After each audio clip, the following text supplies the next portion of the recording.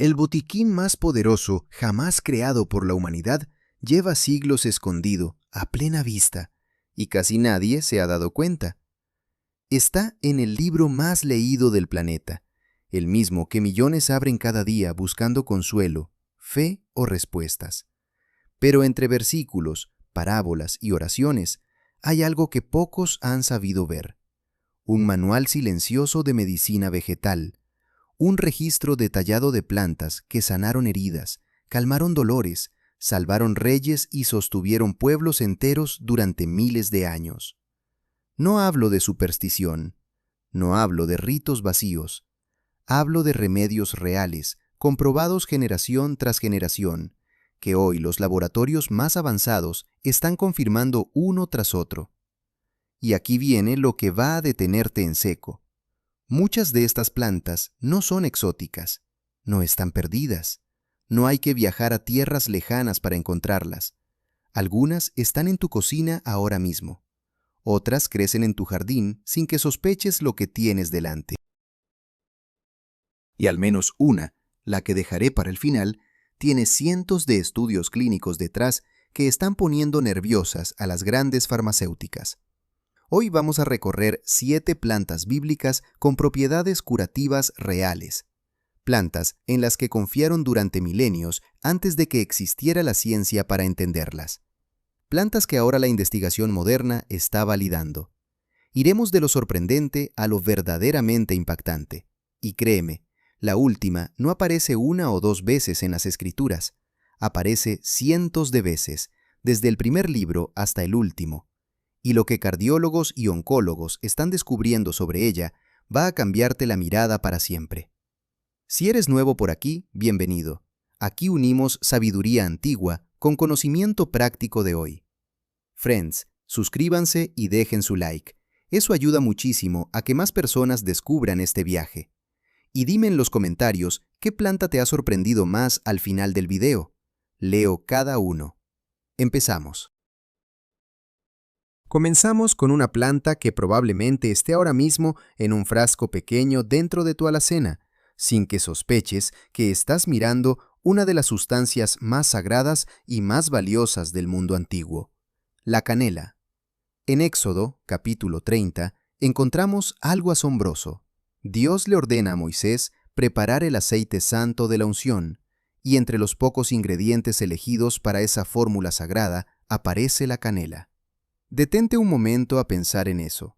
Para que una planta entrara en una receta tan sagrada, no bastaba con que oliera bien o tuviera valor decorativo. Cada componente fue escogido con un propósito profundo, espiritual y curativo. La canela se ganó ese lugar. Y no era una especia cualquiera. Durante siglos fue tan rara, tan codiciada, que costaba más que el oro. Por ella se libraron guerras. Por ella se trazaron rutas comerciales que cruzaban continentes enteros. Imperios enteros giraron alrededor de su comercio. Que hoy puedas comprarla por unas pocas monedas es uno de los giros más extraños de la historia económica. Pero lo realmente impactante llega cuando vemos lo que la ciencia moderna ha confirmado. Estudios clínicos serios han demostrado que la canela tiene un efecto medible sobre el azúcar en sangre. En pacientes con diabetes tipo 2, su uso mejora la glucosa en ayunas, aumenta la sensibilidad a la insulina y equilibra el colesterol. Su compuesto activo, el cinamaldehído, está siendo estudiado por investigadores que se especializan en enfermedades metabólicas. Pero hay más. Es antioxidante, antiinflamatoria, antibacteriana, antifúngica e incluso se investiga su posible papel en proteger el cerebro durante el envejecimiento. En el mundo antiguo se usaba en ungüentos para heridas, se quemaba como incienso para apoyar la respiración y se añadía a los alimentos como ayuda digestiva. Esa sensación cálida que sientes en el pecho al beber algo con canela no es imaginación tuya. Es circulación activándose, es medicina viva trabajando. Y si esto ya te asombra, espera, porque la siguiente planta hizo llorar a un pueblo entero en pleno desierto.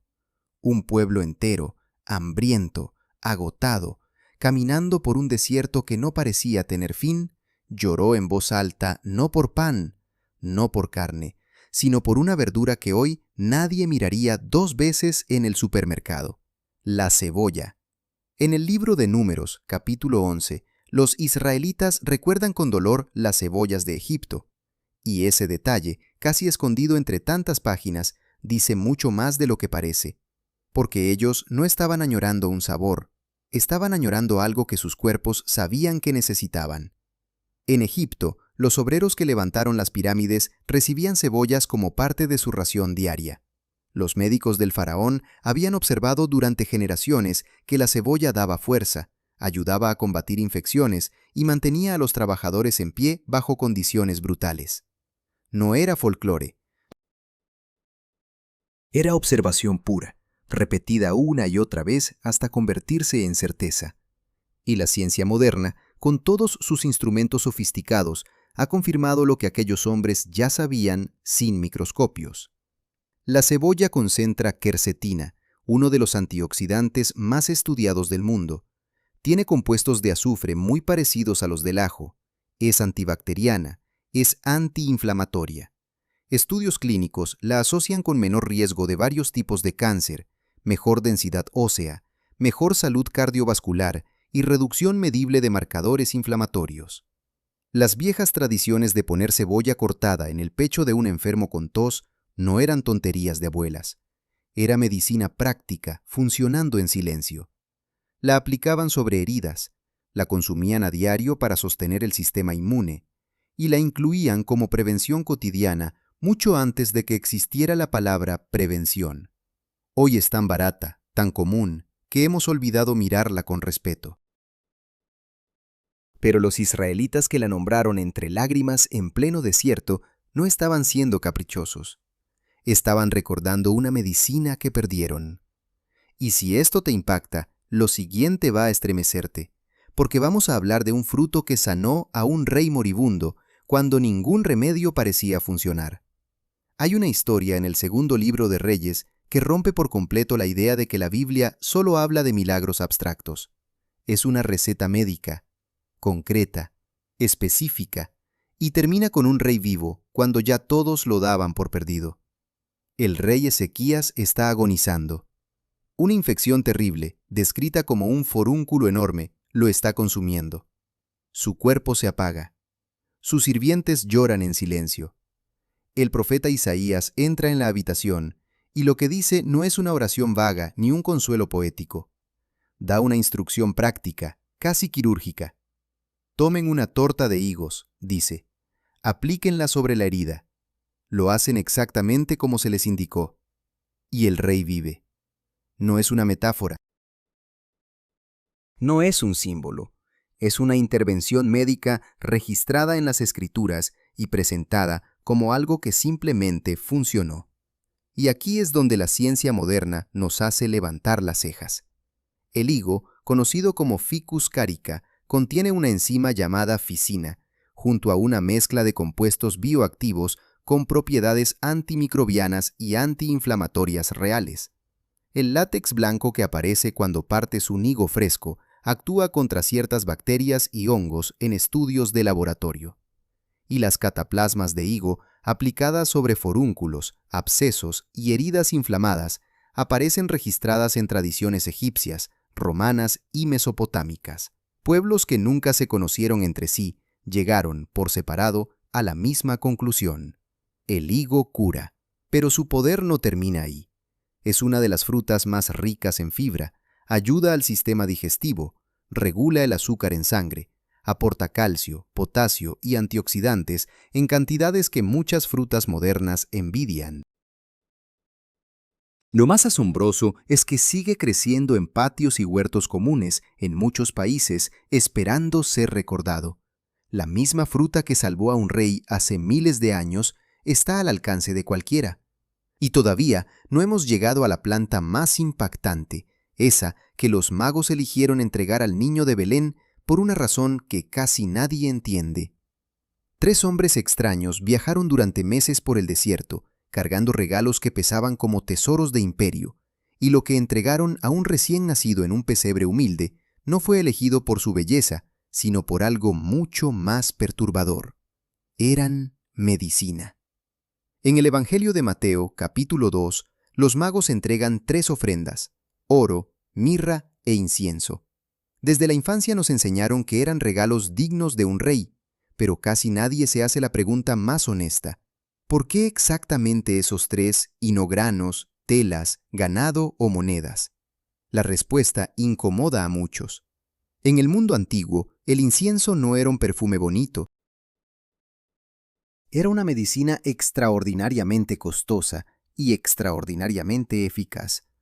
Y el hecho de que terminara en las manos de aquel niño dice mucho más de lo que parece. El incienso se extrae de la resina del árbol Boswellia, que crece en regiones del Medio Oriente, África Oriental y la India. Cuando se hace una incisión en su corteza, llora una savia espesa que se endurece al sol. Esa resina contiene unos compuestos llamados ácidos boswélicos, y aquí es donde lo asombroso entra en escena. La investigación moderna ha demostrado que estos ácidos reducen la inflamación a un nivel molecular muy específico, bloqueando una enzima clave que dispara los procesos inflamatorios en el cuerpo. Esto no es una idea suelta. Hay ensayos clínicos publicados en revistas médicas serias que muestran mejoras reales en personas con artritis, asma, osteoartritis y enfermedades inflamatorias del intestino. Los sacerdotes que quemaban incienso en el templo no solo perfumaban el ambiente, estaban purificando el aire. Estaban abriendo los pulmones de los que oraban. El ritual y la medicina eran lo mismo. Hoy el incienso sigue disponible como aceite y como suplemento. La sabiduría detrás del regalo de los magos nunca se apagó, solo dejamos de escucharla. Y la siguiente planta fue tan vital que incluso un pueblo entero lloró por su ausencia. Volvemos al desierto, a esos mismos israelitas que lloraban por las cebollas perdidas. Pero junto a las cebollas, en la misma frase del libro de Números, capítulo 11, aparece otra planta nombrada con la misma nostalgia, la misma desesperación, el mismo dolor en la voz: el ajo. Y esta vez la historia es todavía más impresionante. Los textos médicos egipcios, algunos de los documentos médicos más antiguos jamás encontrados, listan al ajo como tratamiento para decenas de problemas: infecciones, fatiga, problemas del corazón, inflamaciones, trastornos digestivos. Los obreros que construyeron las grandes obras del Egipto antiguo recibían raciones diarias de ajo para mantener la resistencia y no caer enfermos. Esto no era costumbre, era observación pura, repetida durante siglos hasta que se volvió una verdad innegable. Y hoy, después de miles de años, el ajo sigue siendo una de las plantas más estudiadas por la ciencia moderna. La cantidad de evidencia acumulada es difícil de creer. Estudios serios muestran que el ajo reduce la presión arterial, mejora el colesterol, disminuye la rigidez de las arterias, baja el riesgo cardiovascular general. Su compuesto activo, la alicina, que se libera justo cuando lo machacas o lo cortas, tiene propiedades antibacterianas, antivirales y antifúngicas comprobadas.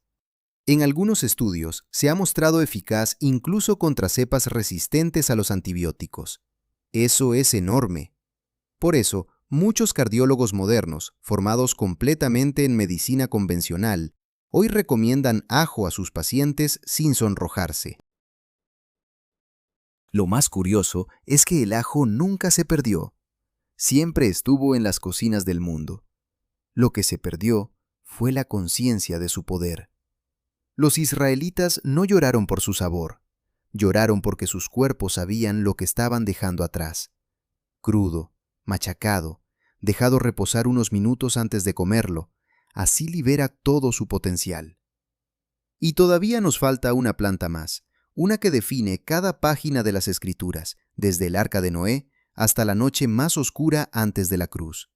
Una paloma cruzó cielos devastados después del peor desastre que la humanidad había visto, y cuando regresó al arca, llevaba en el pico una sola cosa: una rama. Esa rama no era un adorno, era un mensaje. Y el árbol del que provenía iba a marcar cada página importante de la Biblia desde ese instante. El olivo. Si te pones a buscarlo, lo vas a encontrar por todos lados. La paloma de Noé en Génesis, el aceite puro que iluminaba el tabernáculo durante las noches sagradas.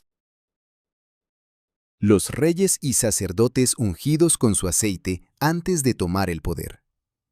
En la carta de Santiago, capítulo 5, los ancianos reciben la instrucción de ungir a los enfermos con aceite y orar por ellos. Y la noche más dolorosa antes de la cruz, Jesús la pasó en un huerto llamado Getsemaní, un nombre que en hebreo significa literalmente prensa de aceite. No es casualidad, no puede serlo. El olivo y su aceite atravesaban cada dimensión de la vida bíblica, porque en aquel mundo se entendía que estaban entre las sustancias más sanadoras y vitales que existían. Y la ciencia moderna ha confirmado esa intuición ancestral con una fuerza aplastante. El aceite de oliva extra virgen, especialmente el prensado en frío, es hoy considerado el corazón de la dieta mediterránea. Esa misma dieta que está asociada de forma constante con menos enfermedad cardíaca, menos derrames, menos diabetes tipo 2, menos deterioro mental con la edad y menor mortalidad general. Esto no son suposiciones. Son algunos de los hallazgos más sólidos en toda la nutrición moderna. ¿Por qué funciona? Por sus grasas saludables, por sus polifenoles, especialmente el oleocantal, que actúa como un antiinflamatorio natural parecido al ibuprofeno, y por sus antioxidantes que protegen al cuerpo del estrés diario. En la antigüedad lo aplicaban sobre la piel y las heridas. Hoy la dermatología confirma que repara la barrera cutánea. Y todavía nos falta una planta que el sumo sacerdote llevaba bordada en el borde mismo de su manto sagrado. Hay un detalle escondido en Éxodo, capítulo 28, que la mayoría de las personas leen sin detenerse. Pero cuando lo entiendes, no puedes volver a verlo igual. Cuando se describen las vestiduras del sumo sacerdote, la indumentaria más santa que un hombre podía vestir en toda la cultura hebrea, se da una orden muy específica sobre el dobladillo del manto. Debía estar adornado con frutas, no con leones, no con águilas, no con coronas, con granadas. En el mundo antiguo, ningún detalle de las vestiduras sagradas era casual. Cada hilo, cada color, cada figura tenía un significado profundo. Y la granada fue elegida porque representaba vida, abundancia, fertilidad y salud en su forma más pura. No estaban poniendo un adorno bonito en la ropa del sacerdote. Estaban grabando un símbolo de algo que la cultura entera consideraba sagrado para el cuerpo humano. Y cuando la ciencia moderna estudió esta fruta de cerca, encontró algo que dejó perplejos a los investigadores. La granada, conocida como Punica granatum, contiene unos compuestos llamados punicalaginas y punicalinas, polifenoles que producen una de las capacidades antioxidantes más altas jamás medidas en un alimento, mucho mayor que la del té verde, mucho mayor que la del vino tinto. Y los estudios recientes sobre la granada y la salud del corazón son sencillamente impresionantes. Beber jugo de granada de forma regular reduce la presión arterial, mejora el flujo sanguíneo en las arterias del corazón, baja la oxidación del colesterol malo y frena el avance de la placa arterial. También se está investigando su efecto en la inflamación, en ciertos tipos de cáncer y en la recuperación muscular después del ejercicio. Es una fruta que está siendo estudiada por varias ramas de la medicina al mismo tiempo, y eso ya es una rareza. La cáscara seca también tiene poder antimicrobiano. Las flores y la corteza se usaban como remedio contra infecciones intestinales. Y todavía falta la última planta, esa que aparece más veces que cualquier otra en toda la Biblia. Hay una planta que aparece más de 500 veces en la Biblia, y cuando entiendes lo que la ciencia moderna ha descubierto sobre ella, te das cuenta de que su presencia constante no era casualidad ni adorno literario. Era un mensaje. La vid. Y guardé esta para el final porque no es solo medicina. Es el hilo que cose toda la historia bíblica de principio a fin. Noé, después del diluvio, planta una viña en Génesis 9. La tierra prometida es descrita como un lugar donde fluye leche, miel y vino. La vid aparece en los salmos, en los profetas, en los libros de sabiduría. Jesús realiza su primer milagro convirtiendo agua en vino en una boda en Caná. Toma la copa en su última cena y la convierte en uno de los símbolos centrales de la fe. Y en el Evangelio de Juan, capítulo 15, dice unas palabras que los teólogos consideran de las más íntimas que jamás pronunció. Yo soy la vid verdadera. Una presencia tan masiva en las Escrituras no ocurre por accidente. La vid estaba en todas partes porque era alimento, medicina, símbolo y sustento al mismo tiempo. Y la cardiología moderna lleva décadas tratando de entender por qué funciona tan bien. Los polifenoles de las uvas, especialmente el resveratrol, han mostrado efectos protectores sobre el corazón que sorprendieron incluso a los investigadores más escépticos. La famosa paradoja francesa, donde poblaciones que comían grasas en abundancia tenían menos enfermedades del corazón gracias a su consumo moderado de vino tinto, abrió una puerta que ya no se ha podido cerrar. Estos compuestos reducen la oxidación del colesterol malo, mejoran la función de las arterias, bajan la inflamación y protegen al cuerpo a nivel celular. Hay estudios sobre cáncer, sobre envejecimiento, sobre protección del cerebro. Y la propia Biblia, en la primera carta a Timoteo, capítulo 5, registra un consejo médico directo del apóstol Pablo. Le dice que tome un poco de vino por su estómago y sus enfermedades frecuentes. No era cortesía cultural, era una receta del mundo antiguo. Y aquí llegamos al final de este recorrido. Pero antes de cerrar, quiero que te detengas un momento y pienses en lo que acabamos de ver. 7 plantas, todas mencionadas en las páginas más sagradas que la humanidad ha leído jamás. Todas confirmadas por la ciencia moderna. Y lo más asombroso es que ninguna de ellas está perdida. La canela está en tu alacena, la cebolla y el ajo en tu cocina, el higo en mercados y patios, el incienso disponible como aceite, el olivo en cada botella de aceite que abres, la granada en frutería y supermercado, la vid en cada racimo de uvas y en cada copa moderada. La medicina más antigua de la humanidad sigue ahí, esperando ser recordada. La moraleja de toda esta historia es simple pero profunda. La Biblia no fue escrita por personas que ignoraban el cuerpo humano. Fue escrita por hombres y mujeres que observaban con paciencia las plantas que los rodeaban, que las usaban, que las honraban y que dejaron registrado lo que funcionaba para que ninguna generación lo perdiera. Lo trágico no es que esa sabiduría haya desaparecido. Lo trágico es que la tuvimos siempre delante de los ojos y dejamos de mirarla. La ciencia moderna no está descubriendo nada nuevo, solo está alcanzando, después de muchos siglos, lo que un pueblo de pastores, sacerdotes y profetas ya sabía. Y aquí va la pregunta que quiero que respondas en los comentarios sin pensarlo 2 veces. Si todas estas plantas estaban registradas en el libro más leído del planeta, y la ciencia moderna las está confirmando una por una, ¿por qué crees tú que durante tantos años nadie nos enseñó esto en la escuela, en la televisión, ni en los hospitales? Léelo otra vez, piénsalo, y déjame tu respuesta abajo, porque quiero saber qué piensas. Si este viaje te abrió los ojos, te tocó el corazón, o te hizo ver las escrituras de una manera completamente nueva, deja tu like ahora mismo, suscríbete al canal y activa la campana para no perderte nada de lo que viene. Nos vemos en el próximo video.